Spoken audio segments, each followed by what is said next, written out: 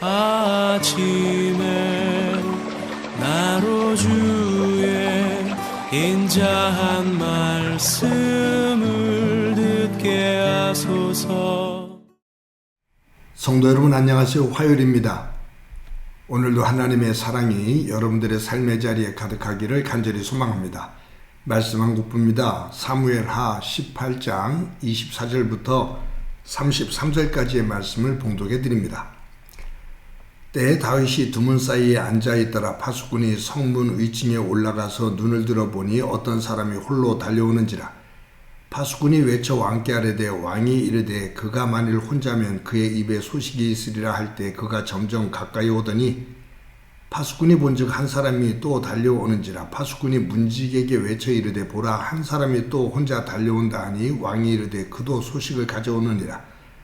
파수꾼이 이르되 내가 보기에는 앞선 사람의 다름질이 사독의 아들 아히마스의 다름질과 같으니이다 하니 왕이 이르되 그는 좋은 사람이니 좋은 소식을 가져오느니라 하니라. 아히마스가 외쳐 왕께 아뢰되 평강하옵소서 하고 왕 앞에서 얼굴을 땅에 대고 절하며 이르되 왕이 하나님 여호와를 찬양하리로소이다. 그의 손을 들어 내 주 왕을 대적하는 자들을 넘겨주셨나이다 하니 왕이 이르되 젊은 압살롬은 잘했느냐 하니라. 아히마스가 대답하되 요압이 왕의 종 나를 보낼 때에 크게 소동하는 것을 보았사오나 무슨 일인지 알지 못하였나이다 하니 왕이 이르되 물러나 거기 서 있으라 하며 물러나서 서 있더라. 구스 사람이 이르러 말하되 내 주 왕께 아뢰 소식이 있나이다. 여호와께서 오늘 왕을 대적하던 모든 원수를 갚으셨나이다 하니 왕이 구스 사람에게 묻되 젊은 압살롬은 잘했느냐. 구스 사람이 대답하되 내 주 왕의 원수와 일어나서 왕을 대적하는 자들은 다 그 청년과 같이 되기를 원하나이다 하니 왕의 마음이 심히 아파 문 위층으로 올라가서 우니라. 그라가 올라갈 때 말하기를 내 아들 압살롬아 내 아들 압살롬아 차라리 내가 너를 대신하여 죽었더라면 압살롬 내 아들아 하였더라. 아멘. 얼마 전에 세상을 떠난 이태규 씨가 있습니다. 그가 쓴 책 가운데 한국 사람이 버려야 할 것들이라는 제목의 책이 있는데 거기에 보면 우물가에 가서 숭늉을 찾는다라는 우리나라 속담을 가지고 이야기하면서 우리나라 사람들이 버려야 될 것, 조급증에 대한 그것을 이야기합니다. 여러분, 우물가에 가서 숭늉을 찾는다. 우리나라 사람들은, 조상들은 우물가에 가서 쌀을 씻었습니다. 쌀을 씻어서 밥을 하려면 그것을 가지고 솥에 얹고 끓이고 뜸을 들이고 그리고 밥을 푸고 거기에 눌려있는 그 누룽지 거기에 물을 붓고 또 끓일 때 숭늉이 나옵니다. 그러니까 이 숭늉이 만들어질 때까지는 여러 과정이 시간이 필요해요. 근데 우물가에 가서 숭늉을 찾는다라는 말은 아직 밥이 되지도 않았는데 밥을 하려고 우물가에서 쌀을 씻는데 거기 가서 숭늉을 찾는다 그 말이죠. 조급증입니다. 과정을 중요하게 여기질 않아요. 과정을 그냥 훌쩍 건너뛰고 결과만 빨리 얻으려고 하는 그러한 조급증이 우리나라 사람들에게 있다라는 것을 우물가에 가서 숭늉을 찾는다라는 이 속담을 가지고 이규태 씨는 얘기를 하고 있는 겁니다. 세계 사람들이 우리나라에 와서 놀라는 것이 뭐냐 하면 빨리빨리입니다. 또 우리나라 사람들이 해외에 나가서 움직이는 것을 보고 사람들이 놀라는 것은 빨리빨리입니다. 그냥 빨리빨리. 급한 거예요. 그래서 외국 사람들도 우리나라 빨리빨리라는 단어를 한다고 하죠. 한국 사람만 오면 빨리빨리 그렇게 말한다고 하죠. 제가 알고 있는 목사님, 저를 목회를 가르쳤던 목사님인데 그분이 성지순례를 가다가 프랑스 쪽으로 한번 가셨다고 해요. 근데 자존심이 상한 게 뭐냐면 고급 식당에 갔는데 자기들이 봐도 한쪽 귀퉁이로 주더라 그거예요.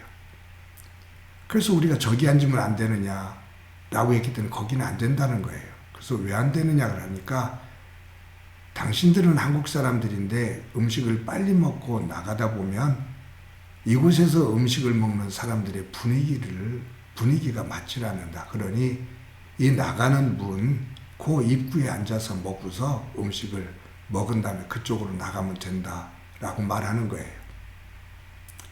프랑스 사람들은 만나서 저녁 때 음식을 먹으면 1시간 반, 2시간 대화를 나누면서 먹는데 우리나라 사람들은 들어와서 빨리 밥을 먹고서 그냥 나간다는 거죠. 그러면 그런 분위기가 흐려진다는 거예요. 그래서 거기서 음식을 먹으면서 참 자존심이 상했었다라는 이야기를 듣습니다. 왠지 모르게 우리는 급해요. 무언가를, 과정을 즐길 줄을 몰라요. 음식을 먹으면서 그 음식의 맛과 그 분위기, 그리고 그 대화, 이런 것들을 즐기기보다 그냥 빨리 먹고 나가는 거예요. 빨리 하고 그 결과를 보고 싶어 하는 거예요. 그러니 과정보다 결과지요. 그래서 뭐로 가도 서울만 가면 된다라는 그런 표현이 같은 표현입니다. 아마 우리나라 역사가 침략을 많이 받고 어렵게 살았기 때문에 빨리빨리 움직이지 않으면, 빨리빨리 생각하지 않으면 생존하기 어려운 그러한 역사, 그러한 환경이었기 때문에 그러한 것이 우리 몸에, 생활에 배어 있는지는 모르겠어요.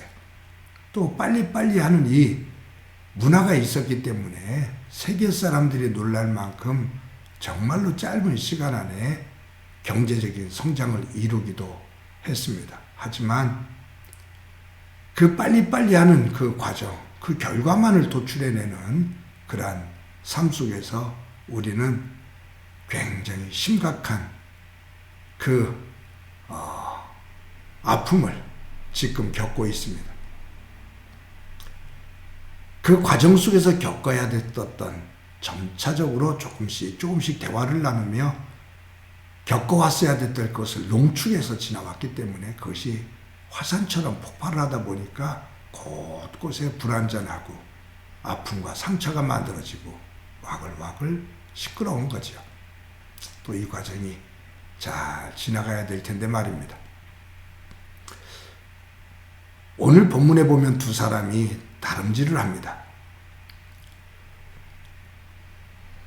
한 사람은 요압 장군을 중심으로 해서 압살롬의 그 반란군을 제압하잖아요. 그랬을 때 이 요압 장군이 구스 사람, 이름도 몰라요. 이 구스 사람에게 다윗 왕에게 가서 이 전쟁에서 승리했다고, 그리고 압살롬이 죽었다라고 가서 전하거라 라고 해서 구스 사람이 전령이 되어서 뛰어갑니다. 다름질합니다. 그런데 또 한 사람이 나와요. 사독의 아들 아히마아스예요. 이 아히마아스가 요압에게 와서 자기가 다윗에게 가서 이 소식을 전하게 해달라고 요청을 해요. 그때 요압이 뭐라고 말하냐면, 너 지금 가지 마.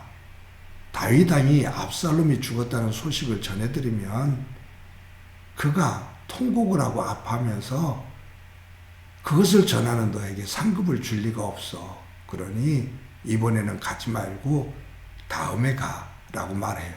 근데 이 아히마아스가 자꾸 요청을 하는 거예요. 그러니까 요압이 너 뭐 하려고 그렇게 가려고 그러니? 그래도 아히마아스가 굳고 보내달라고 요청을 하니 그럼 가거라 라고 요압 장군이 허락을 하죠. 아히마아스가 구스 사람이 출발하고 한참 후에 요압의 허락을 받고 다름질합니다. 근데 구스 사람에게 지지 않으려고 먼저 가려고 들판길로 지름길을 통해 갖고서 달려가요. 그래서 구스 사람보다 먼저 다윗 왕 앞에 도달합니다. 전쟁에서 승리했다고 전해요. 근데 다윗은 전쟁에서 승리한 것도 하지만 그것도 그거지만 더 궁금한 것은 자신의 아들 압살롬이 살아있느냐 그거예요. 압살롬은 살아있느냐 라고 묻는데 아히마스가 거짓말하지요. 제가 돌아올 때, 제가 요압으로부터 명을 받고 올 때 전쟁에서 승기를 잡은 것은 알지만 압살롬이 어떻게 된 것은 듣지를 못했습니다. 사실 죽은 것을 알고 있거든요. 근데 거짓말을 해요. 모르는 것처럼. 다음에 구스 사람이 뛰어옵니다. 다윗 장군이 물어요. 압살롬이 어떻게 됐냐고. 압살롬이 죽었다고 그렇게 소식을 전하죠. 그때 다윗이 통곡을 합니다. 여러분, 이 아히마스가 왜 이처럼 다윗에게 지름길로 그렇게 급히 뛰어가서 소식을 전하려고 했을까요? 그것은 상급입니다. 전쟁에서 이겼다라는 승전고를 전하고 다윗으로부터 칭찬과 상급을 받고 싶어서입니다. 그런데 상급을 못 받아요. 왜냐하면 다윗이 원했던 것은 그게 아니거든요. 여러분, 우리는 속도 시대에 살고 있다고 말합니다. 정말 빠르게 진행되어집니다. 우리 사회가 정말로 눈 깜짝할 사이에 큰 변화들이 있습니다.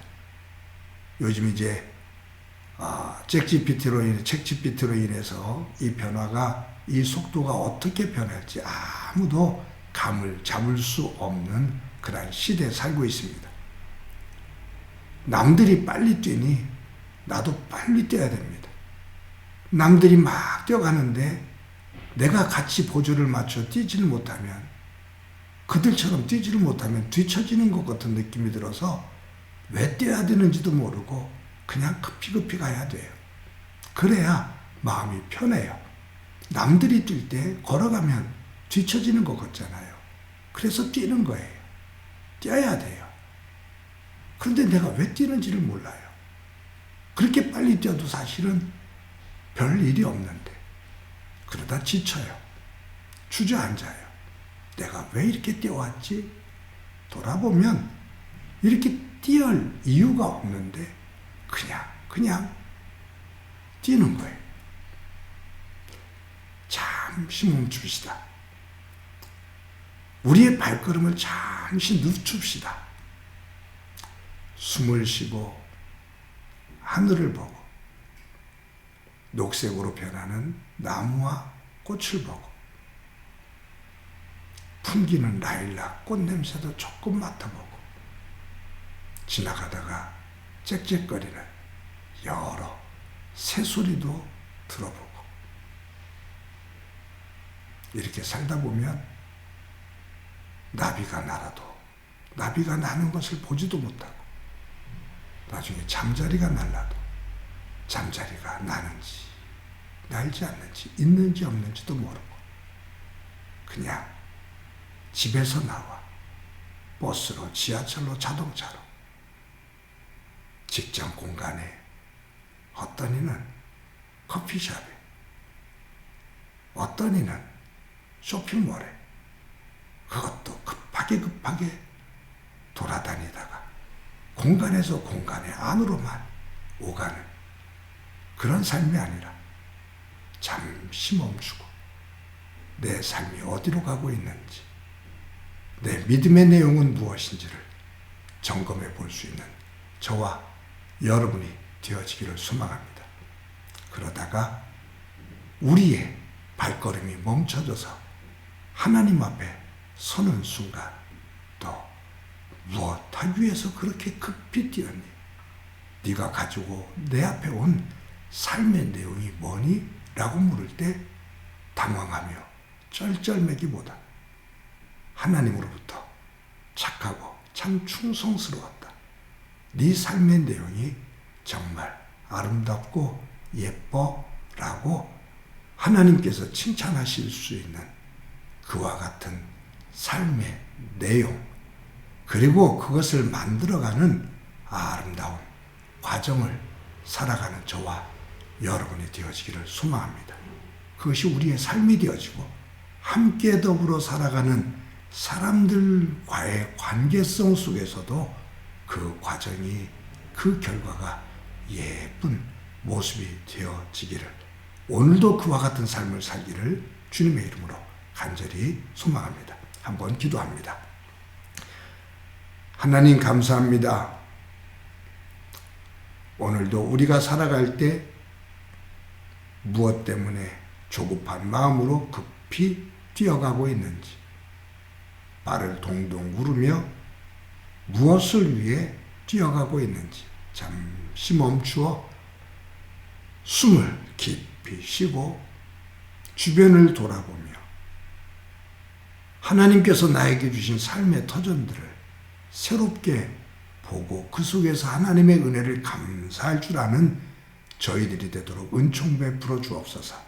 마지막 하나님 앞에 설 때 무엇을 위해서 살았느냐라고 주님 물으실 때 당황스러운 모습이 아니라 내 삶의 내용을 하나님 앞에 내려놓고 주께서 칭찬하시는 삶을 살아가게 하옵소서.